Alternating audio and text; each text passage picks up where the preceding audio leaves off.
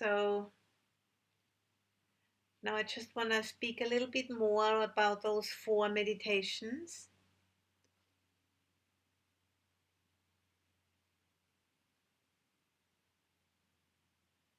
So those 4 protective meditations, the list is actually not to be found in the suttas. Even, all of the 4 meditations can individually be found, but they were, put together in a list later, about in the 5th century BC in Sri Lanka. I think they were showing up for the first time. And they are called protective meditations because they guard the mind from negative activity and encourage the mind, to come out of old habits and develop wholesome qualities which are essential for the path. So they're like specific remedies we take for a specific illness, and they reinforce positive mind states and they undermine unskillful mind states.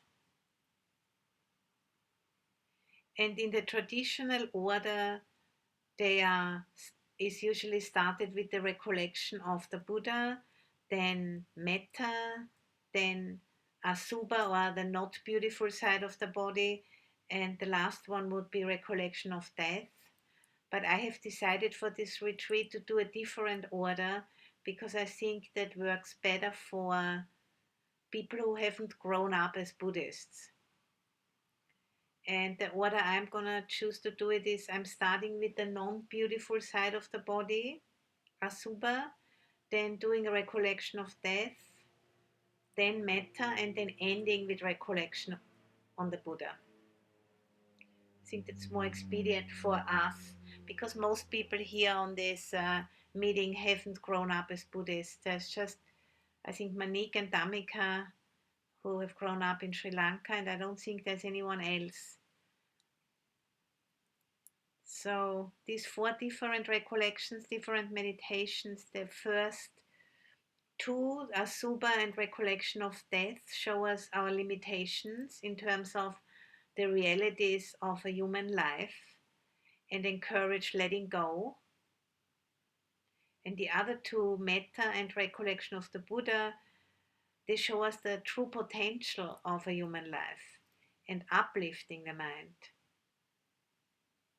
And together those 4 meditations, they show us how things truly are. And because of that, bringing the mind, bringing it into the middle, and helping with balancing and bringing more peace in our lives. So the Asubha practice, Asubha means, literally in Pali it would mean Subha is beautiful and Asubha is not beautiful. So it shows us the part of the body, which we usually don't look at. For example, cutting open the body and looking inside, what we see is not particularly beautiful.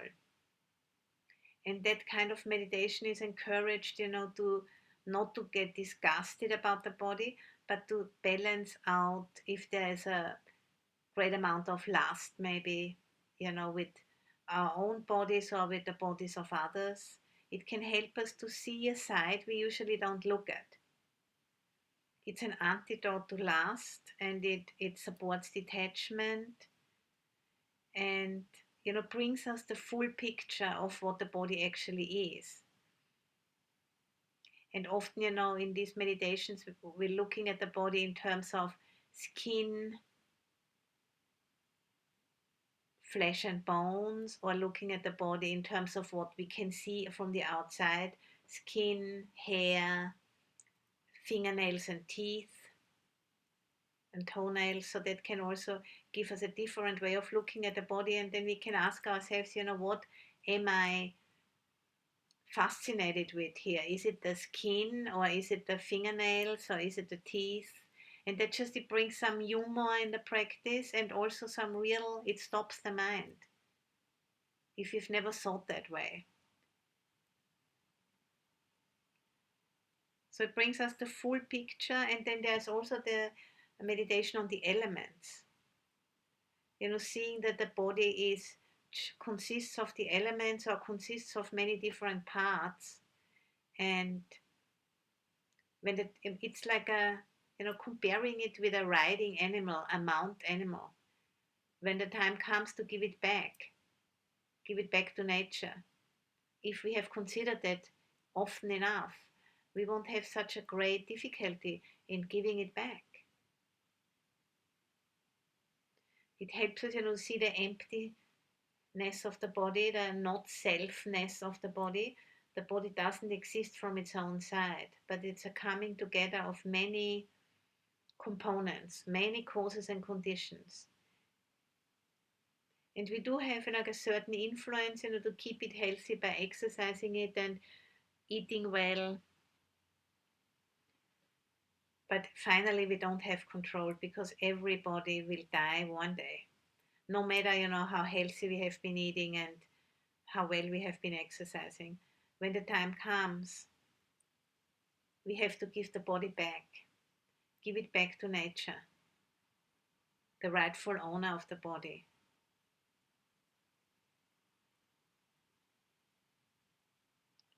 So, that's an antidote to lust, but it's also an antidote to identification with the body as me and mine.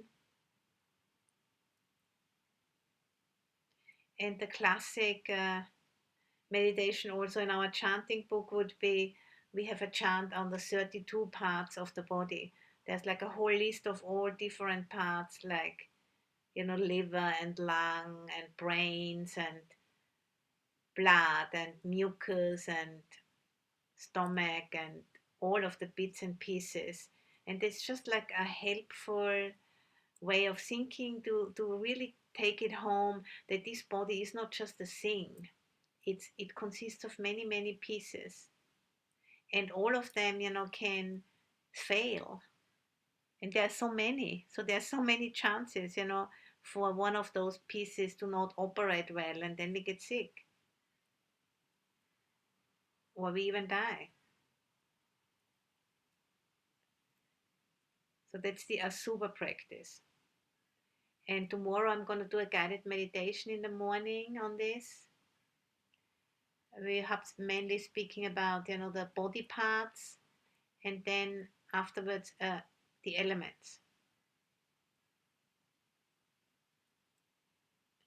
And then the second one is a recollection of death. We're going to do that tomorrow in the afternoon. And that's, traditionally done to give a sense of urgency, samvega in the Pali language, a remedy for heedlessness, and teaching us about life. Because death is not the opposite of life, death is just the opposite of birth. And ideally, it sets free more energy because we understand more clearly, yes, it's part of life. It's a healing process, to consider that. It's a sense of relief, and at the same time, it's the cutting edge of impermanence. So those two we're going to do tomorrow. And then on the next day, on Sunday, we're going to in the morning do metta meditation.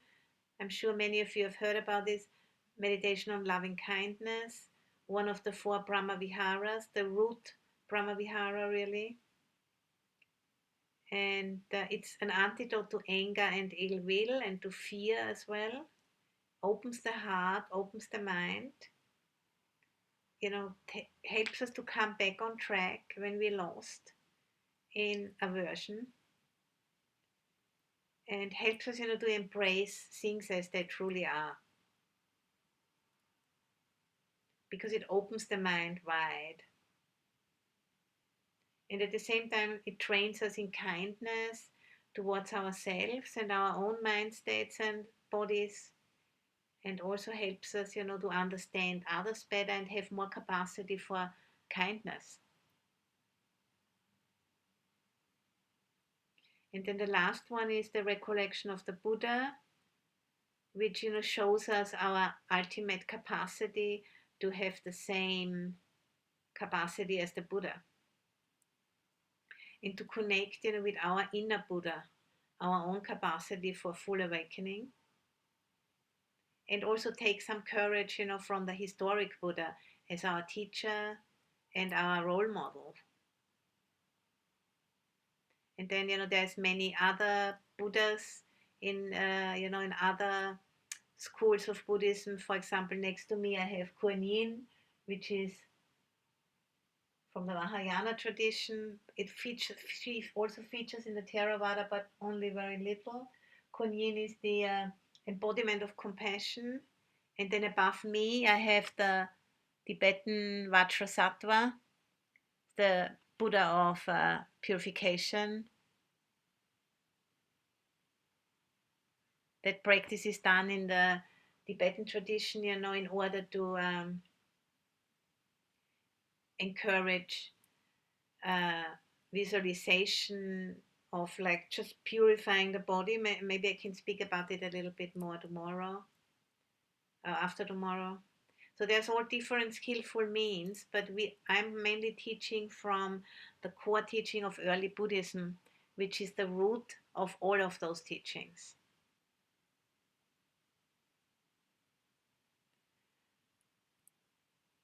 And it also helps us to overcome fear, the recollection of the Buddha, because it shows us what's possible, if we really act on what we have seen in the meditation to be true. If we really act on that, our life starts to open up, our mind starts to open up, our heart starts to open up, and the Dhamma is meeting us.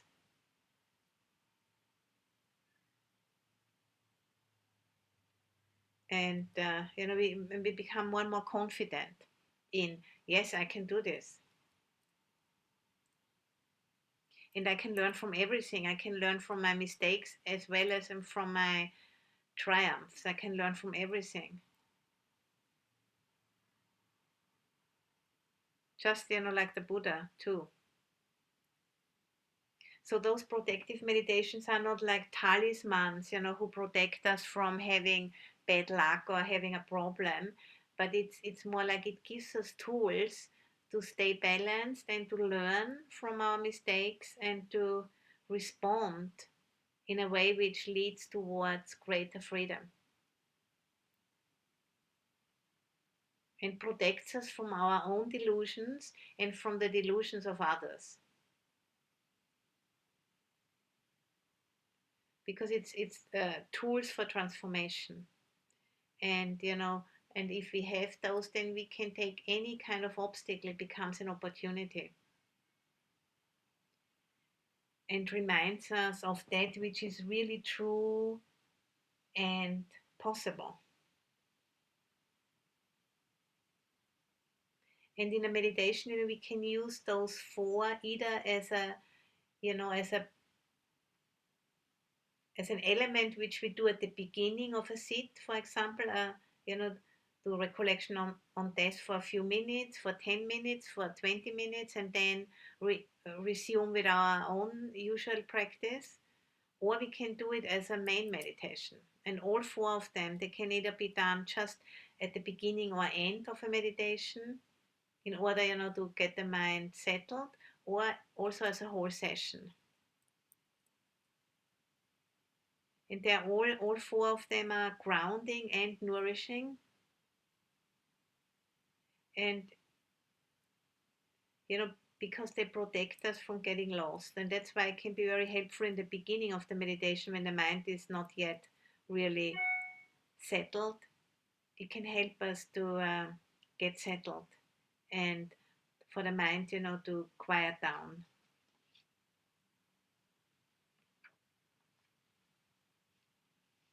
Because it helps us, to understand how to meet what is in the right way. Rather than, kind of making the grooves of habitual thinking deeper, we are just helping the mind to come out of those grooves into new ways of considering what it is, to have a human body, or what the potential is of a human mind.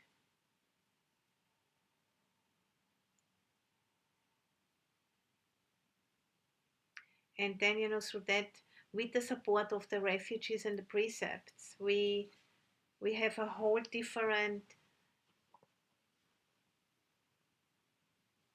outlook onto our lives, really.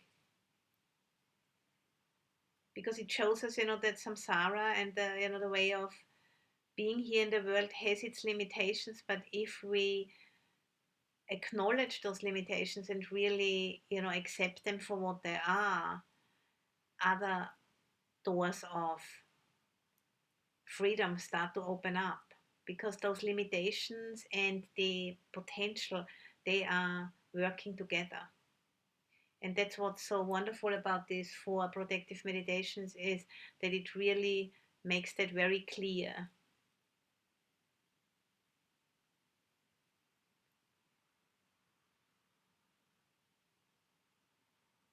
And we can't, just step out all at once. It is a training, a gradual path. And we need to, like any other skill, if it's an instrument or learning a sport or learning to drive a car, we need to put in the time. We need to have a clear motivation and really channeling the energy with the help of these meditation instructions. And the sincerity, of the motivation is like crucial for that. So, remembering the wish, remembering why you're doing this. Why did you come on this retreat? Why do you meditate? That's really a very important thing to remember. And His Holiness the Dalai Lama says, awakening does not happen without a sincere motivation. It's just impossible. It's too difficult. It needs to be really clear. Why are you doing this? It's not sheer willpower or goal orientedness, because that closes us down. But it needs to be that heart energy, that real strong wish of the heart, because it opens the mind. And goal orientation, willpower shuts the mind down. That doesn't really work. We need, to apply energy, but it needs to come from that heart wish.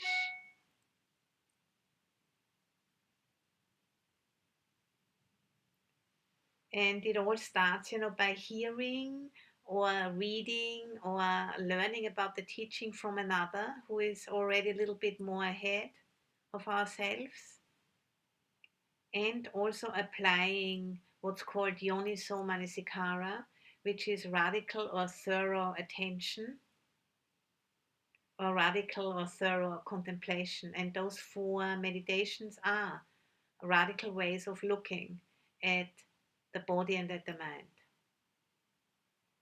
And yoniso, the word yoni means womb or root. So yoniso manasikara means to go back to the womb where it all starts, to go back to the root where it all begins. To not get lost in the stories, but to come back to where it all starts. And these meditations can really help us to do that. And then, this what I share with you here, or you might have heard it earlier, that's like starts as information, and then through contemplating it, it becomes our knowledge. And then through practicing with it, it becomes an intuitive understanding, a non-conceptual understanding, a digested experience, an understood experience, which is wisdom. And that takes time. And we have just 2 days, little bit more than 2 days. So that's better than just 2 hours, but it's not going to be enough, to really liberate you fully from all the defilements. But it can give you a taste of what is possible, and then you take that with you into your life and integrate it. And a home retreat like this might be a little bit more difficult than being in a center, but if you're doing it in your own four walls, and you get a taste how that is to really practice with a clear motivation for 2 days, maybe it will help you to be more capable of doing that also outside of a online retreat.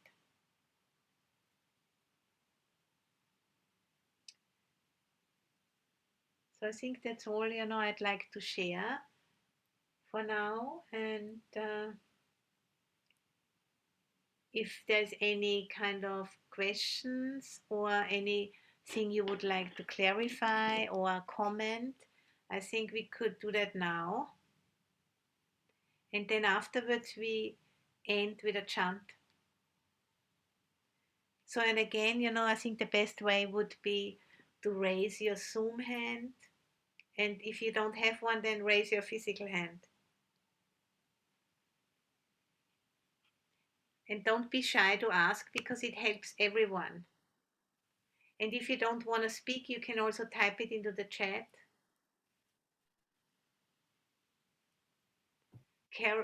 Corey, please. Thank you, Aya. Yes. Thank you very much for offering this retreat for us too. I think it's not really a question. It's more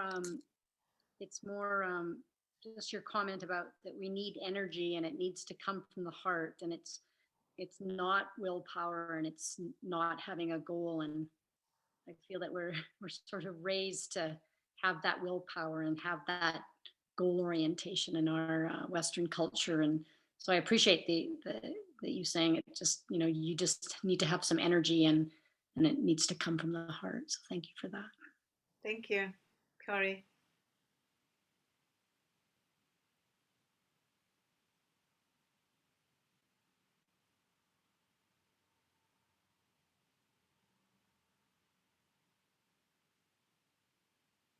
Marilyn. Marilyn, you have to unmute yourself. Yes, thank you. I find in a guided meditation, I prefer them less than my own meditation.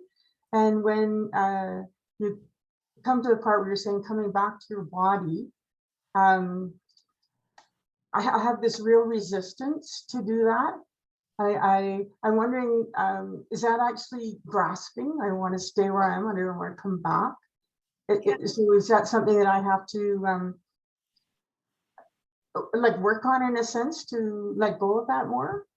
Yeah, it's surely, it's like an aversion maybe, to come back to the body, and a grasping of that more spacious mind, which mind state which is there.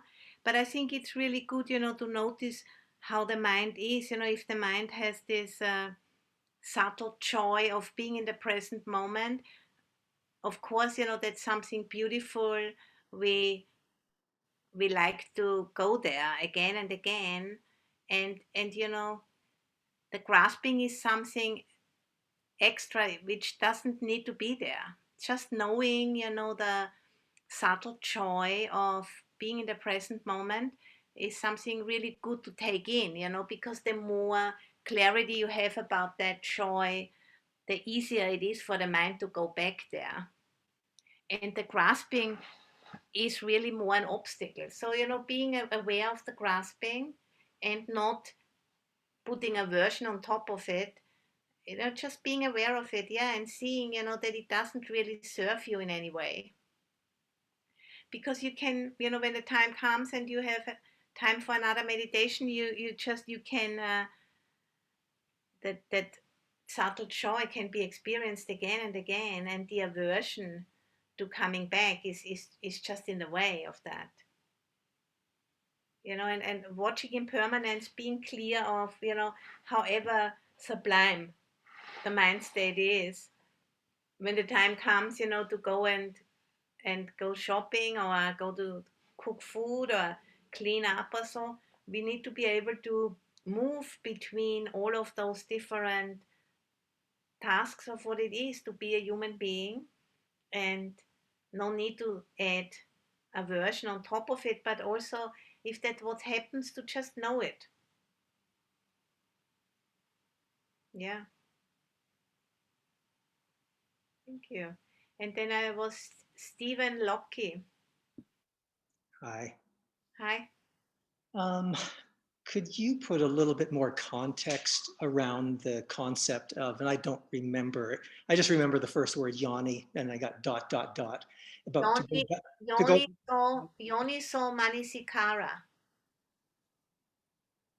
okay, I'm not going to even attempt to spell that, but Write it in the chat quickly for people. okay.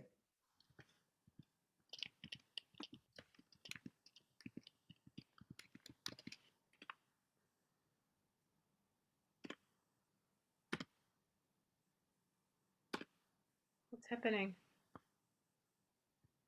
It's not coming Okay. through Sorry, yet. what a moment. Everyone. That's how it works. Okay. Yoniso Manasikara. It's in the chat now. Thank you. So can you just put a little context around that? Like I heard you say to go back to the womb where it all started, and I wasn't sure how literal I should take that, or No, no, no, no. Just you to the womb in terms of the concepts. You know what I mean? I don't mean that we need to go back to the womb, but it's more like, if a certain thought arises of, for example, I don't want to end the meditation. I don't want to come back into my body. Then just seeing where did it all start from? Oh, it comes from because I'm attached to pleasant feeling. Seeing the connection between wanting to have more pleasant feeling and being afraid of losing the pleasant feeling, and then the mind state becomes there's a certain aversion there, and then the aversion produces a thought, I don't want to now come back. I see. So it's nothing to do with early childhood. No, no, no. That's to do with conditions and causes. That's just like that's just an interesting way of looking at the word yoniso, Yeah. because it obviously has this very profound meaning to it, because the word yoni means womb, or or root. Yeah. Thank you. It just makes it more clear, if one knows that. Yeah. And lots of the Pali language, and also of our own language, is actually very profound if we really go to the root of it. But we have just never considered it in that way.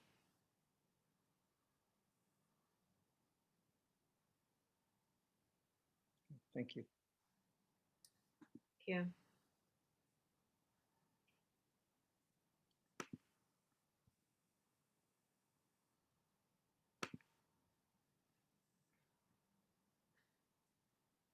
Okay, so if that's all, there's no more questions, then we could just end with a chant. I'm just thinking what would be the best chant to do now. Maybe, Sangamita, can we do the 5 recollections? That's a chant, which is suggested to do every day in monasteries. In the monastery where I was trained in England, we did that frequently. And for some of you, the Pali will be quite difficult. So I can do the Pali, and then whoever wants to do with me the Pali is also welcome. And then you can just then recite with me the English, or at least, listening to it.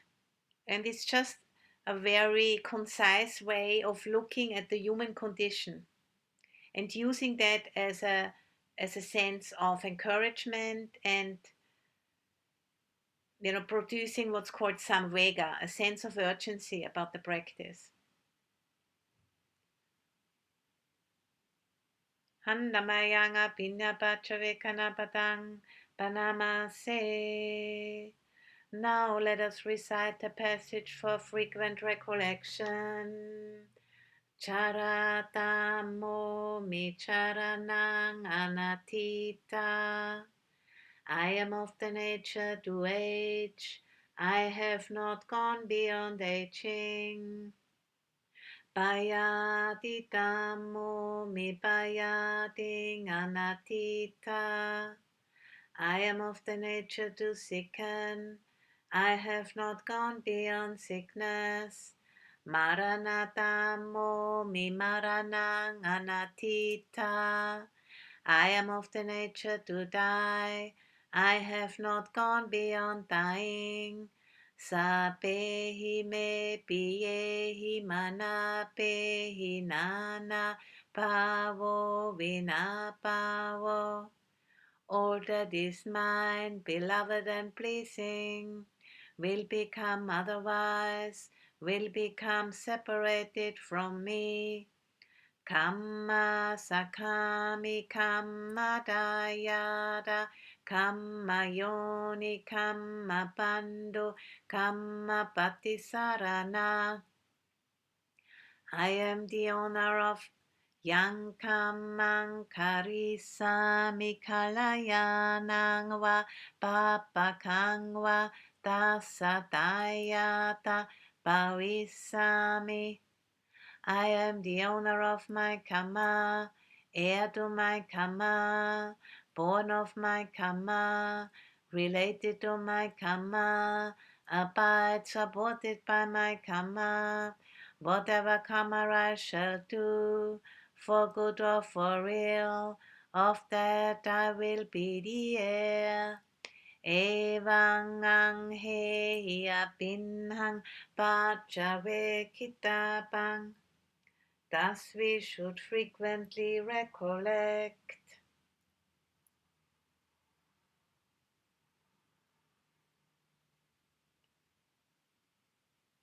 So Sangamita, do you think should we do the universal reflections on well-being also? Should we do that too? Or rather leave it at that? No, we have time.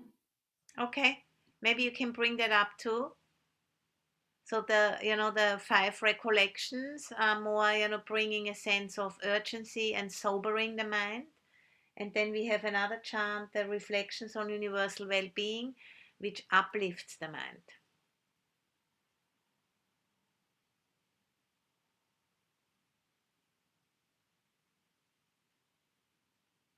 It'll just take me a second because it's Yeah, no problem, no problem. disappeared from my desktop, but I'll get it in a second. Yeah.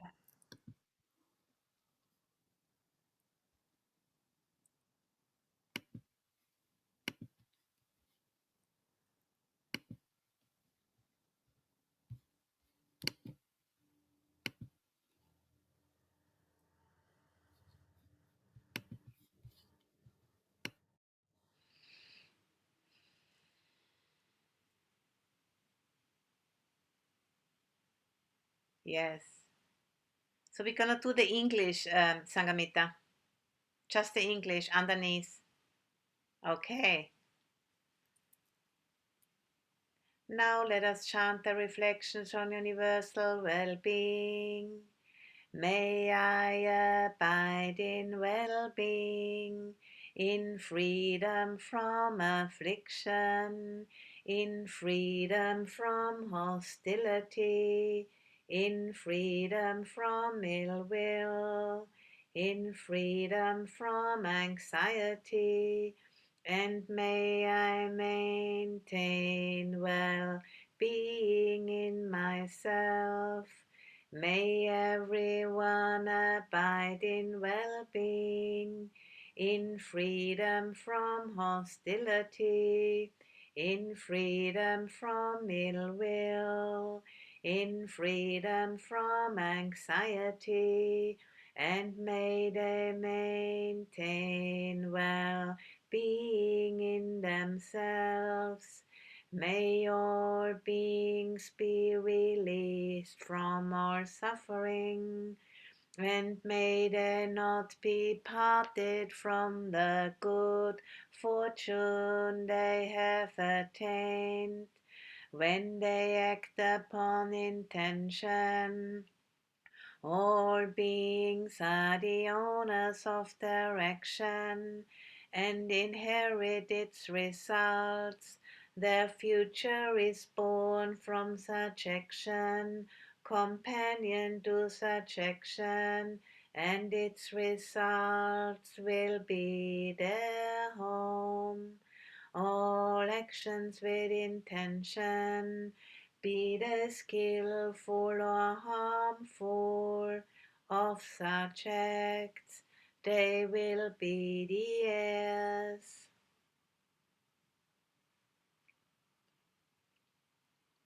So there's both, two really skillful ways of reflecting on what it is, to be a human being and to have this life. And if you reflect in this way, it becomes quite clear intuitively what's skillful and what isn't. And the four meditations can support that process. So, I'm very glad, to have you all here for this, and, happy to share what I know, and looking forward to see you again tomorrow at 8 o'clock Mountain Time. Sangamita will start with the Qigong, and then at 9 o'clock Mountain Time, we're going to start with another meditation and talk. So please, use the remainder of the evening, as a space for practicing and, taking it slow and using, the whole procedure of getting yourself ready to sleep and all of that. Make that all part of your practice. And maybe it's not necessary, to check emails, and maybe you just can not check the phone. Just check it out, how that feels, And if you feel like, oh, I need to do it, maybe you don't. Maybe you can just allow that, that feeling to come up, and not give in. And only you know what's necessary. And yes, I think that's all I wanted to say. And Sangamita, is there anything you need to, any housekeeping announcements, anything you would like to say? No, nothing else to add. Thank you, Aya. Okay. Okay, then thank you, everyone, and thank you, Sangamita, and see you tomorrow. Good night. Good night. Bye bye. Bye-bye. Thank you very much.